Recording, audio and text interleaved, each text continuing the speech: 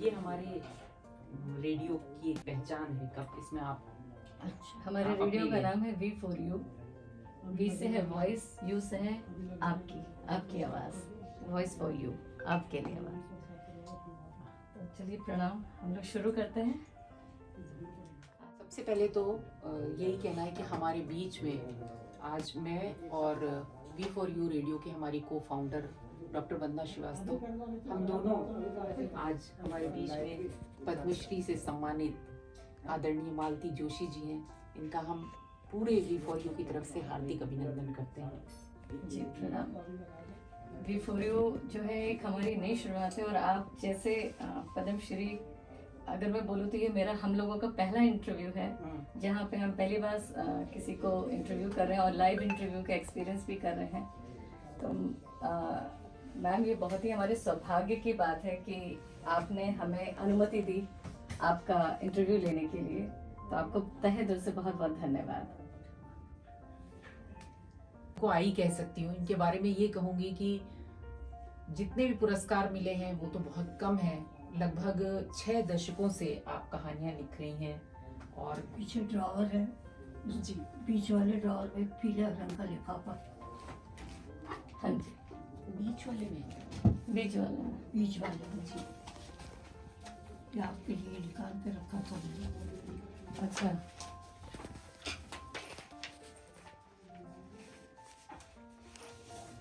मेरी किताबों की लिस्ट है। अरे वाह। रिसर्च स्कॉलर,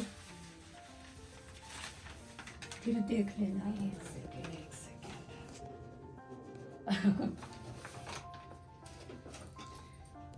ये सारे हैं जो जिन्होंने बच्चों ने वो किए हैं, स्कॉलर्स। बहुत सारे लोगों ने रिसर्च भी किया है। और ये आपकी राइटिंग है? अच्छा, एक बात शुरुआत करती हूँ मैं। मैं आपके बारे में पढ़ रही थी तो वहाँ पे मैंने आपका सफ़र पढ़ा, मालती दिघे से मालती जोशी तक का। जी जी। और आपकी एक किताब जो अभी हाल में ही किसी ने डाली थी किसी सोशल मीडिया पे, वीणा, उसके बारे में भी मैंने पढ़ा। वो एक्चुअली मैंने वो पोयम भी अपने पास रखी हुई है। तो ये सफ़र दिघे से जोशी और पद्मश्री सुश्री मालती जोशी जी का सफ़र, कुछ इसके बारे में बताइए। मेरे को नहीं, मतलब शादी से पहले दिघे थी, अब जोशी हो गई उसमें। शादी कब कैसे हुई? Arrange marriage. अच्छा, आम वो माइक है क्या? हाँ हाँ जी, ये आप पकड़ ले तो बहुत ही अच्छा है। आम मध्यम वर्गीय घरों की लड़कियों की तरह पली बड़ी और ब्याही गई, उसमें कोई रोमांच नहीं है। अच्छा, लेकिन जैसे आपने अपने हस्बैंड के बारे में लिखा कि बहुत सरल थे, ऐसा श्री ने आपको बहुत सहयोग भी किया। लेकिन आपने जैसे अपनी कहानियों में वो लिखा है, आपने लिखा मुझे वो अच्छा नहीं लगता था। तो आपने जो अपनी कहानियों में बहुत सारी चीजें ऐसी लिखी हैं, तो वो कैसे महसूस किया जब आपने, मतलब अपने जीवन में तो ऐसा आपको अनुभव हुआ नहीं? मेरी बेटा तो परिवार से परे कोई दुनिया ही नहीं थी मेरी। और परिवार दो तरफ के बहुत बड़े बड़े परिवार हैं, जी। तो सारे अनुभव जो है परिवार में ही मिले। I have been a housewife throughout my life. तो कथा वस्तु के लिए मुझे कहीं भटकना नहीं पड़ा। जी, लेकिन घर पे बीइंग हाउसवाइफ आपने इतना कुछ लिख दिया लिटरेचर, और आपने पारिवारिक है सब। तो आपने, मतलब आपको ये लेखन वाली प्रेरणा कहाँ से मिली? जैसे आपके मन में कुछ शुरू से था लिखने का? शुरू में मैं गीतकार थी। हाँ हाँ, मैंने भी। मालवा की मीरा कहा जी, जाता था जी, मेरे को। जी। हाँ हाँ, वो कविता तो छूट गई पर वो उपाधि चली आ रही है। फिर मेरा कहानीकार मुझ पे हावी हुआ। आपने कहानी की विधा ही चुनी। हाँ, आपने कहानी की विधा ये चुनी। अपने हाथ में नहीं रहता है। सरस्वती की कृपा जिस रूप में हो जाए वो तो मैं ये देखती हूँ कि आप आज 89 वर्ष की, लगभग 90 वर्ष की हो रही हैं। हाँ जी। लेकिन उम्र तो आप पे हावी नहीं है, मतलब आपका लेखन अनवरत चल रहा है। अभी तक आखिरी कहानी मेरी दिसंबर में, 1 जनवरी में नवनीत में आई थी। जी, नवनीत में, मधुरमा में, आहा जिंदगी में भी आपकी कहानियां आई हैं। बहुत आई। जी। और ये जो स्कॉलर्स हैं ये अभी भी आपको ढूंढते हैं जो रिसर्च हाँ। करते हैं? क्या? जो ये स्कॉलर्स की इतनी बड़ी लिस्ट है आपके पास, हाँ। आपने दिए, तो इस तरह के बच्चे अभी भी आपको खोजते हैं, ढूंढते हैं? आप उनको क्या जवाब देते हैं? मेरे बेटे ने बनाई लिस्ट। अच्छा, हम्म, ये आपके बेटे ने बनाई है? बड़ा बेटा मेरा कलाकार है बहुत। अच्छा, अभी मैंने आपको देखा जो आपने अभी कथा कथन शुरू किया है, हाँ, तो आप एकदम बिल्कुल, मुझे तो अपनी लिखी हुई कविता याद नहीं रहती और आप इतनी बड़ी बड़ी कहानियां शब्दशः वैसे ही बोलती जैसे आपने लिखा है। तो आपको ऐसे कैसे इतना याद रहता है? वो तो अपने हाथ में कुछ नहीं है, उसकी कृपा है। तो आप मतलब मैंने देखा आप बोल रही है बिल्कुल वैसे, उन्होंने कहा कि अब सोफा बदल लेते हैं, ऐसे कर लेते हैं, वो बिल्कुल उसी, ऐसा लग रहा था जैसे हम उपन्यास या कहानी पढ़ रहे हैं आपकी, बिल्कुल वैसे ही लगता है। अभी लॉकडाउन में बम्बई में थी 16 महीने। जी मेरे बड़े बेटे ने हर महीने एक लाइव सेशन किया। जी जी कहानियों जी का। जी। हाँ, पाठक लोग इतने खुश हुए हम्म, क्योंकि सब घर में बैठे थे बेचारे। तो आई क्या होता है कि हम कहानियां पढ़ते हैं जब अपने, जिनको हम आइडियल मानते हैं, और जब उनके मुंह से सुनते हैं कि वो कहानी सुना रहे हैं तो उसकी बात ही अलग होती बहुत है। अच्छा लगता है। मतलब ये अनुभव है। अनुभव है। हाँ, तो ये तो काफी सारी है, बड़ी मेटिकुलस लिस्ट बनाई है। मैं कह तो रही हूँ कि हिंदी मराठी में 60 से ज्यादा तो सिर्फ कहानी मराठी संग्रह में है। 15 किताबें हैं। हम्म। अपनी कहानियों का अनुवाद में ही करती हूँ मराठी का। अच्छा, अभी आपने कोई किताब उठाई है? जैसे अभी आपने जनवरी में एक पब्लिश की, जनवरी में आपने एक किताब, अपनी लास्ट कहानी लिखी। अभी आजकल कुछ लिख रही हैं? न, अभी तो ये ऑपरेशन के बाद जरा अच्छा, लिखना पड़ता बंद है। ठीक है, थोड़े दिनों का ब्रेक है, लेकिन दिमाग में तो कहानियां घूम रही वो होंगी। तो घूमती, तो आपको अचानक से ऐसे कैसे कोई कहानी? कहानी महीना भर तक घूमती, जब वो जब फॉर्मेट पूरा हो जाता तब कागज पे आती है रफ में, वो उसमें भी पूरा हो जाता तब फिर अभी भी हाथ से लिख रही हूँ। अच्छा, अभी आप हाथ से लिखती हैं? हाँ, ये सब। और एक भी गलती होती है फाड़ के फेंक देती हूँ कागज। अच्छा, वो मेरा चपरासी नया नया था, आप ये दिन भर कागज काहे फाड़ती रहती हैं? तो फिर मेरे हस्बैंड बोले उसको समझा दो, ये ऑफिस में बोलेगा साहब की बीवी पगला गई दिन भर कागज फाड़ती है। इन कहानीकार तो ऐसे ही होते हैं, हाँ। जब एक भी लाइन अगर मन लायक नहीं होती हाँ। तो फिर वो दोबारा कई शुरू बार करते हैं। 8-8 दिन तक अच्छे अंत के लिए, अच्छे शीर्षक के लिए कहानी, जी मतलब ऐसा लगता है कि अंत, ऐसा नहीं कि कहानी पढ़ी और भूल जी। गई, अंत आपके अंदर घूमता रहे बहुत दिन तक। वही तो बहुत- कहानी की कला है, वो खूबसूरती है। अच्छा, जैसे आपने अक्सर, मैं जितनी भी पढ़ रही थी, प्रतिरोध या बहुत सारी कहानियां पढ़ी आपकी, पिया पीर न जानी, वो सब कहानियां जब आप मतलब लिखती हैं, सारी पारिवारिक पृष्ठभूमि है, तो आपने मतलब यही विषय चुना और उसमें स्त्री विमर्श भी आपका चुनने का ज्यादा क्या, है? मैंने बताया ना, मेरा अनुभव विश्व बहुत छोटा है, घर से बाहर मैं कभी निकली नहीं हूँ, तो जो कुछ भी है वो इधर ही इधर मैंने घर के ही चारों वो तरफ। मिलता रहा मुझे। लेकिन इतना सहज, ऐसा लगता है जब हम पढ़ते हैं तो हम बिल्कुल कनेक्ट हो जा रहे हैं, हमें लगता है बिल्कुल वो आप हमारी ही कहानी लिख रही हैं। पहले पात्रानुकूल भाषा लिखती हूँ, हाँ, मैं भाषा का आडंबर नहीं जी करती, जी जी। मानसिक गुंजाल में नहीं पढ़ती हूँ मैं। लेकिन ये कितना अच्छा है, क्योंकि आज की जो जनरेशन है, जो हमारे बच्चे हैं, वो ज्यादा अगर कठिन भाषा या भाषा का फेरबदल, तो वो कहानी पढ़ते ही नहीं है। पर ये कहानियां पढ़ी जाती हैं, समझ आती हैं, एंजॉय करते हैं। हाँ, ये तो बात है। और दूसरा जैसे कि आपने कहा कि आप शिवानी और सूर्य बालाजी इन लोगों से, शिवानी जी की भाषा थोड़ी सी, मतलब एक, मुझे लगता है उनका एक उनकी अलग पाठक भाषा का वर्ग भी है, एक मोह था, मोह है। मोह था। बिल्कुल लोगों बिल्कुल को उनकी भाषा का बहुत मोह था, वो अपनी भाषा के कारण प्रसिद्ध थी। बिल्कुल, ये बात अब है। लोग कहते हैं हम पहले शिवानी जी को पढ़ते थे, आजकल आपको पढ़ते हैं, तो कोई कंपैरिजन नहीं है। उनका जो वर्णन है सौंदर्य का, मैं वो सौंदर्य वर्णन में नहीं जाती हूँ। कोई व्यक्ति अपने को सुंदर लगता है, अपन बता नहीं सकते क्यों सुंदर लगता है सही बात है। ना? वो तो दृष्टा की दृष्टि है, जैसा हाँ, जो वही चीज तो। किस हिसाब से सुंदर लगे। कहते हैं ना, beauty is in the I of हाँ, बिहोल्डर, बिल्कुल, बिल्कुल। कि आप किस नजर से देखते हैं, किसको क्या सुंदर लगे। ना मैं नक्शे का वर्णन करती हूँ, ना कपड़ों का वर्णन करती हूँ। और आपने एक जगह ये भी लिखा कि मैं अपने पात्रों के बेडरूम में नहीं नहीं झांकता। जाती, मैं जितना परहेज अपने बच्चों के बेडरूम में झांकने से करती हूँ उतना ही पात्रों के बेडरूम में झांकने से करती हूँ। कोई जरूरी नहीं है, प्रतीक हैं, संकेत हैं, जी। जो कुछ भी आप, सारी मेरी कहानियां दाम्पत्य की हैं, पर कहीं भी आपको अश्लीलता नहीं मिलेगी। बिल्कुल भी नहीं, बहुत साफ सुथरी, बहुत साफ सुथरी। और दूसरा ये कि सबसे खास बात जो है, भाषा सरल और सहज है और कनेक्ट करती है पाठक को। अब वो आप कथानक कहाँ से लाती हैं पता नहीं, लेकिन महिला मेरे पास आई, बोली मेरे यहाँ एक शिवानी अलाउड थी और आप अलाउड थी। पिताजी मेरे, कि इन दोनों की कहानियां मैं आपके हाथ में दे सकता हूँ। बाकी लोगों की डर लगता है मुझे।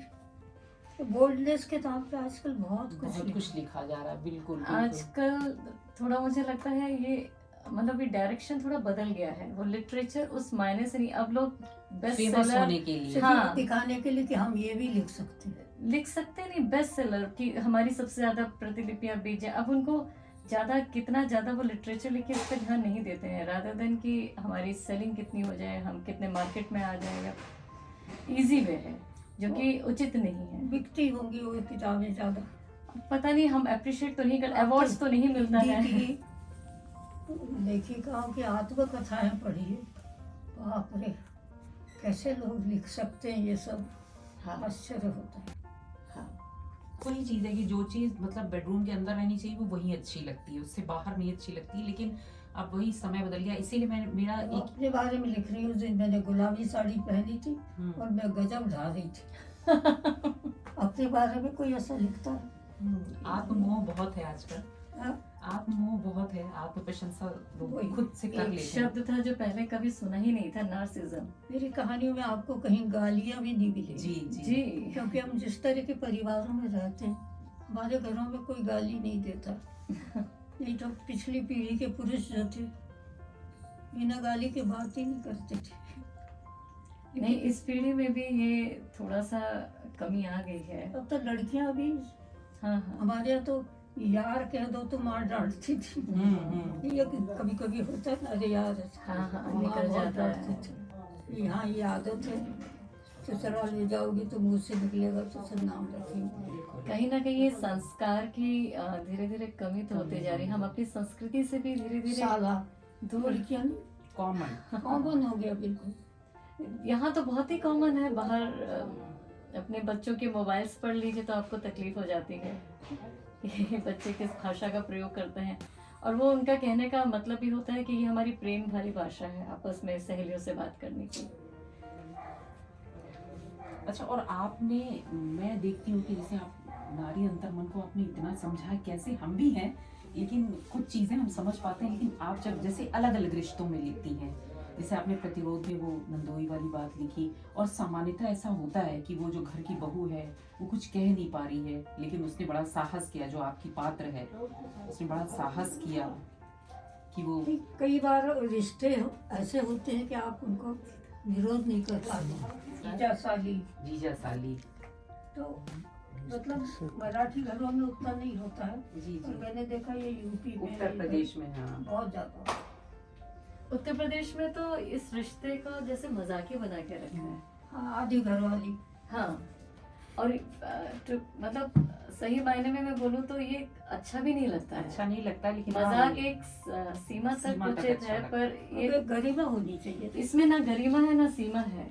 बिल्कुल। हम लोग तो ईस्टर्न यूपी के हैं और हम देखते हैं कि ये इतने आगे कई बार बढ़ जाता है कि बहुत ही मतलब आत्मसम्मान को ठेस पहुंचा देता है। लेकिन आप वही है कि वो दामाद वाली जो बात आती है तो आप कह नहीं पाते हैं, कभी कभी होता है, लेकिन कहना चाहिए। जैसे आपने प्रतिरोध में उस वो भले घरेलू थी, ये दामादों को लगता है कि हमारी कौन शिकायत करेगा।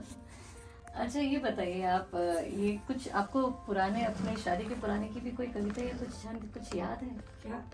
जो आपने अपने विवाह के पूर्व लिखा था? कुछ याद है? ऐसे हम सोच रहे हैं पुराने से नए तक थोड़ी थोड़ी आपके। आप वो वाली कविता सुना दीजिए, डाल्टा वाली कविता, आपको याद है? डालडा वाली सुना? अरे बहुत अच्छी। सुनाइए। आपने कहाँ सुनी? मैंने तो पढ़ी भी है, कई जगह पढ़ी, और वो उससे आप बहुत कनेक्ट कर पाएंगे अपने आप को। मैंने गृहस्थी शुरू की थी डालडा के डिब्बों से। हाँ, हर दिवाली पे उसे नए से रंग देती थी। मेरी दिवाली रंगीन हो जाती थी, मेरी गृहस्थी नवीन हो जाती थी। वाह। फिर पुराने कपड़े दे दे के एल्यूमिनियम खरीदना शुरू किया। लगा कि गृहस्थी में ठहराव आ गया है, मेरी रसोई में भराव आ गया है। फिर राखी भाई दूज के पैसे इकट्ठे करके स्टेनलेस स्टील खरीदना शुरू किया। मेरी रसोई जगमग कर उठी। मैं आनंद से दोबारा कर रही है कविता। मैं आनंद से भर उठी। फिर निजाम बदला, मतलब गवर्नमेंट। हाँ। नई सरकार को मेरा भानुमति का कुनबा पसंद नहीं आया। जो उसमें कोई तरतीब नहीं थी। वो तरतीब होती कैसे? कोई चीज़ एक साथ तो खरीदी नहीं थी। सही बात है। समय समय पर सुविधा अनुसार जुटाई गई थी, कुछ भेंट में भी दी थी। हाँ। फिर परिवर्तन का दौर शुरू हुआ। डालडा के डब्बे बहुत पहले गंगाबाई के घर पहुंच गए थे। फिर एल्यूमिनियम जिला बदर हो गया, स्टेनलेस स्टील अज्ञातवास में चला गया। मेरी रसोई की अलमारी प्लास्टिक के रंग बिरंगी डब्बों से भर गई। मन में एक कसक सी उठी। नाक समझाया कि भैया निवृत्ति की बेला है, विरक्त हो जाओ। जीवन की संध्या है, उन्मुक्त हो जाओ। पर मन ठुनकता ही रहा, क्योंकि वो निर्जीव चीज़ें सिर्फ सामान भर रही थी। उनमें मेरी यादें गुथी हुई थी। हर चीज़ का अपना इतिहास था, हर चीज़ की अपनी कहानी थी। वो मेरी गृहस्थी का दस्तावेज था जो अब खारिज हो गया था। वो मेरी यादों का दर्पण था जो अब दरक गया था। उस दरके हुए दर्पण में अब अपना अक्स टटोल रही हूँ। विस्थापन की गिरा से मन को खंगाल रही हूँ। बहुत अच्छे, Very बहुत अच्छे। touching। और दिल इससे को छू लेने मुझे वाली लगता है हर कोई अपने आप को इससे कनेक्ट करता होगा। वो मतलब दौर हमने जो मेरी देखा उम्र की महिलाएं सब कनेक्ट करती हैं। नहीं, हम भी कनेक्ट करते हैं क्योंकि डालडा तो हमारी माता जी भी यूज हाँ, करती थी। और उस जमाने में तो ऐसा ही होता था, वो डिब्बे इकट्ठे होते थे, वो गृहस्थी के सामान सामान भरा जाता कोई था। भी प्लास्टिक कुछ भी डब्बा डुब्बी आता था, कहाँ फेंका जाता था? वो घर में एक सामान की तरह हो जाता था और उसको अब किसी तो ने use and throw. Use and use and throw है जी, बिल्कुल। मतलब नई पीढ़ी को कोई चीज संभाल कर रखना नहीं है। आइए। अब आवाज दी है उसकी हाँ, कमजोरी से। समय के साथ साथ आवाज। अच्छा, आपका सबसे पसंदीदा गाना? अब ये तो नहीं बता सकती। बहुत सारे। समय समय पर अलग अलग गाने गाए। लेकिन आप जैसे कहती थी कि आप लता जी के गाने गाती थी और कॉलेज में बड़ी फेमस थी। हाँ, लता मंगेशकर बोलते थे। अरे वाह। और कौन सा गाना लोग बार बार कहते थे सुनाइए? नहीं, ऐसा नहीं है। मैं आपको एक किस्सा सुना रही हूँ। जी। इंदौर में एक नर्सिंग होम है जहाँ हमारी फैमिली के 4 बच्चे हुए। मेरे चाचा जी का, मेरे भाई के, मेरे 2। तो जब मेरा छोटा बच्चा हुआ जो यहाँ है IGNC में सच्चिदानंद जी। तो 9 तारीख को जन्म हुआ, 14 को थी दिवाली। तो मेरी माँ सोने के लिए आती थी। तो उस दिन उन्होंने आया लोगों से कहा कि शाम को बिटिया का जन्मदिन भी है और दिवाली भी है, मैं थोड़ा लेट आऊँगी तो आप देख लेना। अरे बोले आपकी तो नॉर्मल कैसे देख लूँगी। अब वो कैलाश सिंह नर्सिंग होम में फैमिली अफेयर था, डॉक्टर साहब थे, बेटे बहू डॉक्टर। तो एक लड़का उनका हमारे कॉलेज में मेरा सीनियर था। तो वो भी सब दिवाली की पूजा के लिए इकट्ठे हुए। तो डॉक्टर मैडम ने कहा कि तुम्हारी क्लास फेलो मेरी पेशेंट है आज का। तो वो आए। अरे बोले ये हमारे कॉलेज के लता मंगेशकर, इसे गाना ही सुनोगे? तो डॉक्टर ने भाई कुर्सी खींच के बैठ गई, वो भी बैठ गए। बोले अब तुम्हारे 2 बेटे हो गए, तुम नहीं आओगी मेरे यहाँ गाना। अब माँ आई तो देखा कोई खिड़की के पास खड़ा है, कोई दरवाजे आसपास के वार्ड के गाना लोग। सुनने के माँ को लिए। लगा कुछ गड़बड़ हो गई। तो फिर बाद में बहुत डांटा उन्होंने। 5 दिन की जच्चा हो, गाना गाते, तुम्हें कुछ लगा नहीं? मेरे को कोई खतरा होता तो डॉक्टर ने भाई खुद ही नहीं कहती। मुझे खतरा नहीं होता, टोक लग आपने जाती। गाया था गाना? हाँ, टोक लग जाती टोक है, लग जाती नजर है। लग जाती है। पुराने ये तो लोगों हम को बहुत बहुत बहुत होता था। बहुत ध्यान रखते तो हैं जी। आपने कोई गीत गाया था उससे? हाँ हाँ गाया। कौन सा गाया था? अब याद नहीं, ये बहुत पुरानी बात है। मेरा बेटा 60 का हो जाएगा अगले महीने। अच्छा, लेकिन वैसे फिर भी आपके पास अपने कुछ पसंदीदा गाने तो होंगे जो आप अक्सर गाना चाहती थी या चाहती होंगी, जो या सुनना भी चाहती जैसे थी? नौ बहार का गाना था, एरी में तो प्रेम की बाजी, और ये जिंदगी उसी की है जो किसी का हो गया। एक क्लासिक गाना। जी। बहुत कठिन गाना है। यूं हसरतों के दाग कलेजे पे धो लिए, मतलब कुछ स्टैंडर्ड दिल गाना। से दिल की बात की बात ही और की। रो दी। शादी हुई तो सबने कहा गाना गाना। अब सिनेमा के गाने गाने से तो इम्प्रेशन खराब हो जाएगा, तो कोई भजन गा दिया। अब उसमें सांवला सांवला आ गया, तो सबने पति जी को, तो ये तुम्हारे रंग पे कॉमेंट कर दी। ये बोली बेचारी क्या करी, सारे दिन तो सामने सही किसी का भी बात है। गाना गाएगी तो सामने ही होगा। बोलते ना, राधा तू क्यों गोरी मैं क्यों। क्या? मतलब वो कह रही है कि कोई भी देवता होंगे तो वो सांवले वही ही, चाहे तो, वो श्री राम हो या कृष्णा ही कृष्ण। लड़ते थे राधा से कि तू गोरी मैं काला। हो तो वही तो तो ये तो ठीक है, नहीं, जस्टिफाइड। दोस्तों ने इनको चिढ़ाना शुरू किया। मराठी गाना सावळ्या विठ्ठला में तुझा दारी आले, मैं सांवले में तुम्हारे दरवाजे आई हूँ। हाँ हाँ। तो वो बोले कि देखो तुम्हारे रंग पे कॉमेंट। That's funny. सही बात। ये प्रोज में कविता सुना देती हूँ, अभी नहीं है। जी जी जी, बिल्कुल हाँ, स्वागत एकदम। है। समय के इस सिंधु में है बिंदु भर अस्तित्व मेरा, इसलिए अभिमान किंचित भी कभी करती नहीं मैं। प्राप्य जो मेरा रहा है वो मुझे सब मिल गया है, तृप्ति के कलश से हृदय का भरती रही मैं।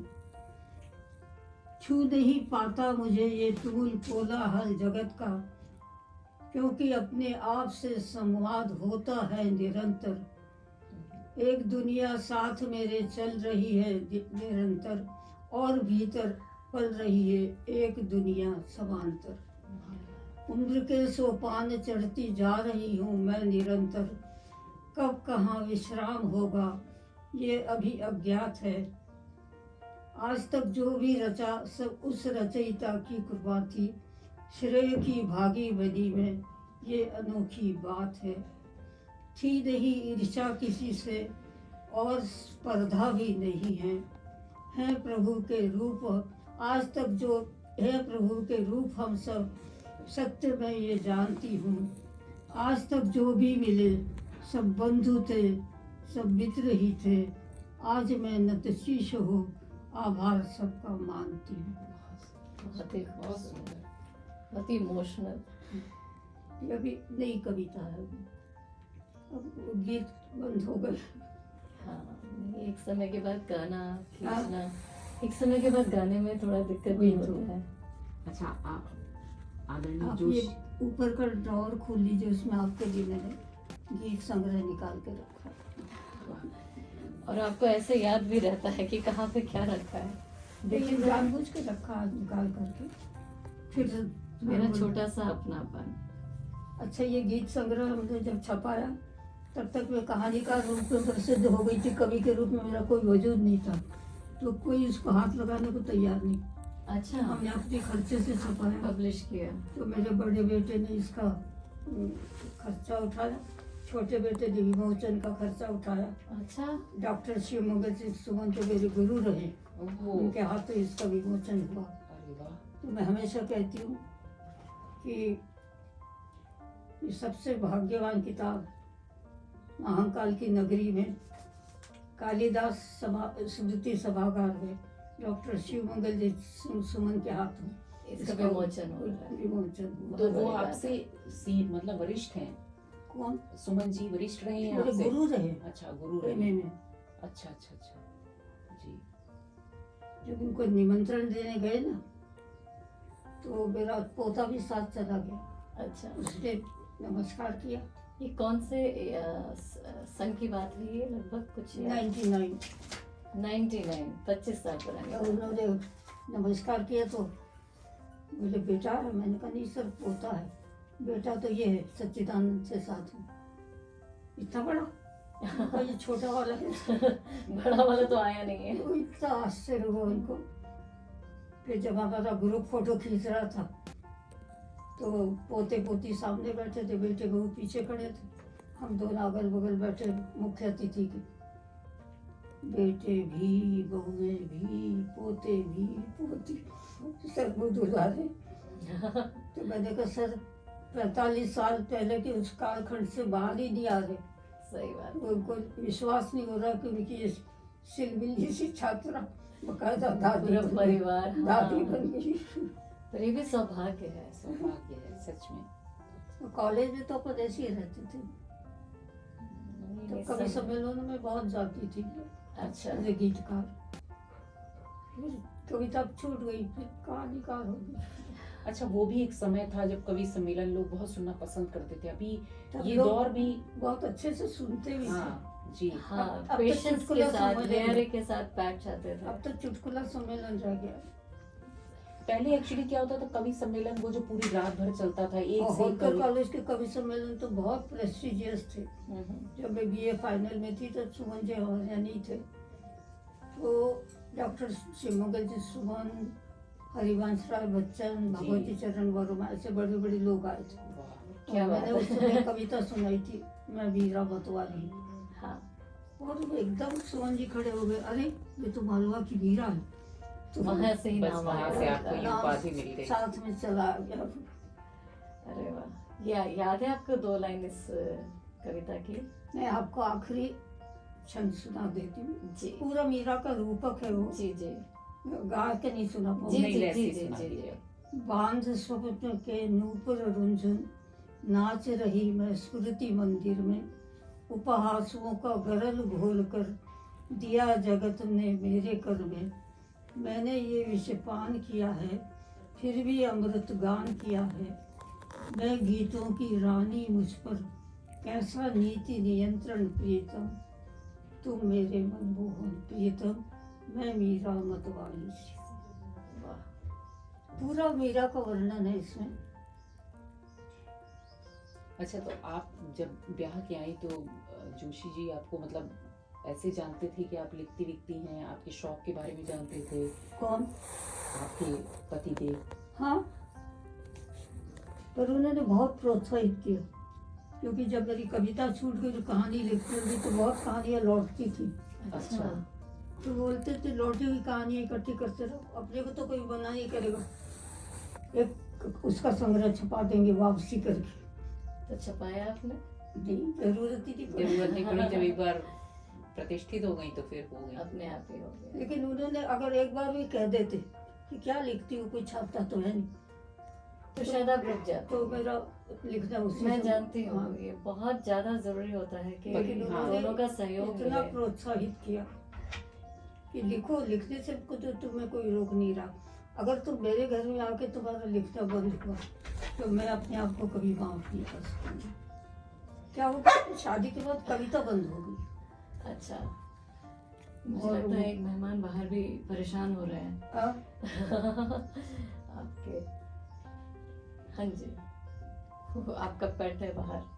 हाँ, सब लोग हो गया ना तो हो। नहीं नहीं नहीं नहीं, बस हम ये जरूर आपसे चाहेंगे कि आपको हम हमारे जो परेशान तो नहीं कर रहे हैं? नहीं, नहीं, हमारे जो वी फॉर यू के जो श्रोता सुनेंगे या जो आपको भी उस पर देखेंगे, उनके लिए कोई एक संदेश आप कहें?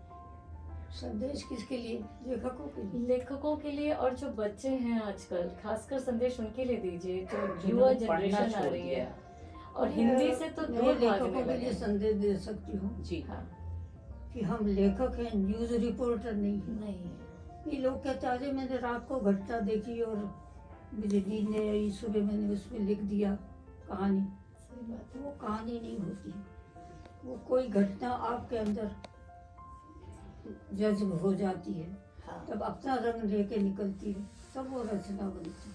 सही बात है। कुछ देख लिया और आपने लिख डाला, हाँ, तो कोई आप न्यूज रिपोर्टर थोड़ी है।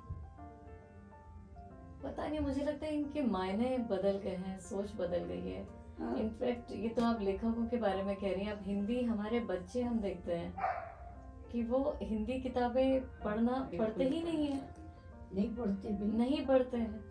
अच्छा, गलती हम लोगों की भी है, हम लोग भी हिंदी उनको लिखते अंग्रेजी तो माध्यम। अंग्रेजी रोमन लिपि में। बिल्कुल सही कहा आपने, हिंदी भी लिखते हैं तो रोमन लिपि में लिखते हैं। तो अब मेरे स्पेलिंग बनाते बनाते ही मेरा दम निकल जाता है। नहीं, बच्चों ने किताबें भी लिखी, कविता की और इसकी, मेरे दोनों पोते। मैंने कहा भैया इसको पढ़ के सुना, तो मैं तो स्पेलिंग बनाते बनाते ही मेरा दम निकल जाता है। अच्छा, आपने ये पद्मश्री जो आपने इतना बड़ा मतलब सिविलियन अवार्ड है, नंबर 1 सबसे सर्वोच्च है, कैसा उस समय बोलना तो मतलब ये सवाल ही अपने में काफी वो है कि आपको अच्छा तो बहुत लगा होगा, पर कोई बहुत मीठी बात, मीठी याद है या किसी ने उस समय ऐसा विश किया जो आपको आज तक याद है?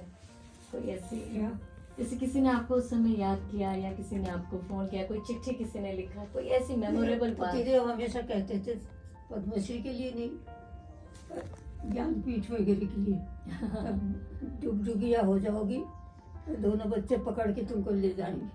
तो वही हुआ कि राष्ट्रपति भवन की सीढ़ियों पर उठा के ले गए, तो मुझे पकड़ के बच्चे ले को। गए। तो बहुत उस समय सीढ़ियाँ थे, उसमें उस समय रेलिंग जोशी जी नहीं थे, है। हाँ? उस समय जोशी जी थे? नहीं। नहीं थे। तो जब अनाउंसमेंट आई तो पहला वाक्य बच्चों ने यही कहा कि आज बाबा को होना था। सही तब बात। जिस व्यक्ति को सबसे ज्यादा खुशी खुशी होती, वो आज नहीं।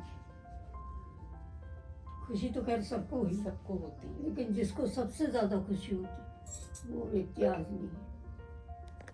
फिर ये संघर्ष लेकिन होता उन्होंने है। अपने जीवन काल में तो बहुत सारे आपके अवार्ड देखे ही होंगे, बहुत बहुत सारे नहीं मिले। देखे पर काफी देखे। हाँ, 2001 में नहीं रही, अच्छा, तो काफी सारे अवार्ड तो उसके बाद काफी सारे। हाँ। भवभूति अलंकरण वगैरह देखा, हम्म। बाकी शिखर सम्मान वगैरह वो सब मैंने लिस्ट दी है उसकी। जी जी। एक आई अंतिम सवाल, आपको उसके बाद परेशान नहीं करूंगी। मैं आजकल जो देख रही हूँ, आप विश्व हिंदी सम्मेलन में भी वहां गई, पुरस्कृत हुई, और विश्व हिंदी सम्मेलन मॉरिशस में नहीं गई, नहीं गई उसमें? मैं वहाँ नहीं गई, मैं बम्बई में थी। अच्छा फिर दिल्ली में भी किया गया, तब भी मैं यहाँ नहीं थी। अच्छा। तो जब मैं अकेली रह गई तो सुषमा स्वराज थी, हाँ, हाँ। उन्होंने ऑफिस में बुला के मेरे को सम्मानित किया। और आज मैं जरूर कहूँगी, हॉल के दरवाजे तक मेरे को लेने आई और कुर्सी पे बिठाया, क्या बोले आप बैठे रहिए, सिर्फ हाथ लगाते जाइए सबको। मेरी बहू और वो बताना पड़ता है ना साथ में कौन आएगा, हाँ जी। बहू और पोता साथ थे। तो मैंने कहा इनको फोटो खिंचानी, हाँ बिल्कुल, तो साथ में फोटो भी खिंचाई। फिर पहुंचाने हॉल तक गई, तो बड़प्पन उनका बहुत थी, बड़ा, बहुत था उनके में ये चीज तो थी। मुझे लगता है जिनको ज्ञान होता है, जैसे वो खुद संस्कृत में बात करना, बोलना, वो दूसरे का सम्मान अपने करना आप जानते ही हैं। करना जान जाते हैं। कुछ बड़े लोगों के मेरे पास बड़े अच्छे अनुभव है। हाँ, जी। फिर ग्वालियर में सिंधिया कन्या विद्यालय, हाँ, हाँ, वहाँ एक बार मुख्य अतिथि के रूप में मुझे बुलाया। क्या बात। तो राजमाता और मैं एक कुर्सी सोफे पे बैठ कर कार्यक्रम देखा। बहुत उसके खुशी कई सालों बाद राजमाता मेरे पति की एक बहुत बड़ी ड्रीम हाउस शारदा विहार करके, हाँ जी। 12वीं तक का स्कूल है, उन्होंने रिटायरमेंट के बाद सब बनाया। तो वहाँ आई थी, तो फिर उन्होंने मुझे नहीं पहचाना। मैंने कहा ये रोज हजारों से मिलती। फिर वो बोली कि अपन कहीं मिले हैं क्या? तो उनकी वो सेक्रेटरी बोली हाँ अपने आए थे ना सिंधिया में। बोले इंटरव्यू देने आए थे। अब मैं कैसे कहूँ चीफ गेस्ट थी। तो बोली नहीं चीफ। तो एकदम मेरे दोनों हाथ पकड़ लिए, बोले मैं बूढ़ी होती जा रही हूँ, सॉरी सॉरी। याद नहीं। गाड़ी में बैठने के बाद भी हाथ निकाल निकाल के कि सॉरी, अगली बार मिलेंगे तो पहचान लूंगी। तो मिलेने की बात अलग। और एक खैरागढ़ यूनिवर्सिटी का जी, संगीत। 25 सीढ़ियाँ चढ़ के एक हॉल, वहाँ राज्यपाल महोदय का स्वागत वगैरह हुआ। फिर एक रैंप नीचे जी जी। और वहाँ स्टेज। अब सब लोग उतर गया, मैं रैंप पे उतरना डर लगता है। आखिरी सीढ़ी पे मुझे लगा कि मैं गिर जाऊंगी, क्या करूँ। तो एकदम किसी ने हाथ पकड़ के मुझे स्टेज पे ले लिया, कुर्सी पे उठा ले। आदि होके तो आँख खोल के देखा तो राज्यपाल महोदय खुद शेखर दत्त। क्या बात है। तो मेरे को एकदम ऐसा लगा, मुझे इतना समय नहीं था कि मेरे पीछे खड़े उनके अंगरक्षक कि उनसे कहूँ कि उनको पकड़ो। बोले मुझे लगा गिरी आप, तो एकदम उठ करके उन्होंने, ये 3 अनुभव मेरे ऐसे हैं बहुत ही बड़े खूबसूरत। लोगों के। विनम्रता। बिल्कुल। ये तो उनमें होती है खासियत, बड़े लोगों की ये खासियत होती है। और आपके साथ भी हमारा यही अनुभव रहा, हमने आपसे समय मांगा और आपने हमको समय दिया। समय दिया और इतनी देर आप हमारे धीरज साथ के साथ बैठी आप हुई। हमारे साथ बैठे हैं। और हमारा मतलब तो बहुत बड़ा सौभाग्य है सच में। नहीं, ये तो सौभाग्य की बात है। आई हम लोग को यहाँ पे आपसे रूबरू होने का वक्त मिला। मैं चाहूंगी कि कहीं बाहर निकलती नहीं हो। हाँ, हिंदी हिंदी सेटिस्फाइड है। हाँ बिल्कुल सेटिस्फाइड है। मैं तो ये कह रही थी, हिंदी की स्थिति बड़ी खराब है वो, आजकल। हाँ, हिंदी की स्थिति बड़ी खराब है। और दूसरा मैं ये सोची थी, आपका वो पद्मश्री कहीं दिखेगा क्या हमें? एक मैं उसकी बाहर लगा हुआ। अच्छा व्हाइट वॉश हुआ था, मैंने हॉल में? देखा नहीं। मैं एक उसकी हॉल भी में? फोटो ले वीडियो बनाऊंगी छोटी सी। हॉल में लगा हुआ है, बड़ा सफर है। अच्छा, ये व्हाइट वॉश कर रहा था ना, मैं इसलिए जल्दी से अंदर आ गई। तो मैं देख लेती हूँ, उसकी भी बना लेती हूँ। पता नहीं निकाल भी दिया होगा व्हाइट वॉश के लिए। ठीक है, तो अच्छे से एंडिंग करते हैं। तो आप कर रही हैं? तो आइए, आज हम लोग बहुत ही ज़्यादा खुश हैं कि आपने हमें अपना बहुमूल्य समय दिया। और मुझे उम्मीद है कि हमारे इस रेडियो के माध्यम से जो भी लोग आपको सुनेंगे, लेखक, बच्चे, बूढ़े, हर कोई शायद वापस से लिटरेचर की तरफ आ जाएगा और अपनी लेखनी में ज़रूर सुधार करेंगे। जो आपने जितने भी टिप्स दिए, मुझे लगता है कि किसी ना किसी को तो उसका असर होगा ही। सबको होगा। और ये जो आप अभी कथा कथन के माध्यम से जुड़ी हुई हैं, तो हम भी आपको सुनते रहेंगे। और इस माध्यम से हम आशा करते हैं कि हमारे रेडियो से जितने लोग भी आपका ये प्रोग्राम सुनेंगे, शायद और लोग जुड़ेंगे। गला ठीक हो जाए तो फिर एक आध कहानी सुनाओ। अच्छा, अरे वाह, तो मैं फिर आते हैं हम लोग आपके पास। हाँ, जरा गला ठीक हो जाए जरा। ठीक है। जी जी, अरे वाह, ये तो बहुत ही अच्छी बात हो गई। तो फिर हम एक और बार आएंगे जब आपकी कहानी सुननी होगी। और फिर अभी हम समाप्त करते हैं इस इंटरव्यू को। और आपका बहुत धन्यवाद करते हैं, आभार आपका कि आपने वी फॉर यू रेडियो को समय दिया। बहुत आभारी हैं। नमस्कार।